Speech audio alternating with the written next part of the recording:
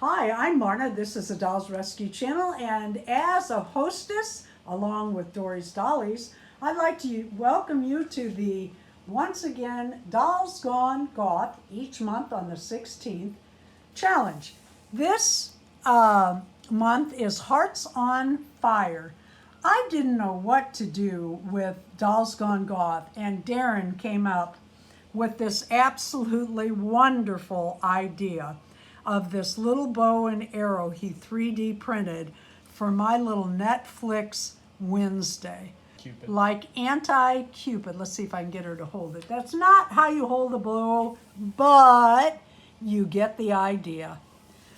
Dory, these are always so much fun. I love the ideas everyone has. I can't wait to see yours.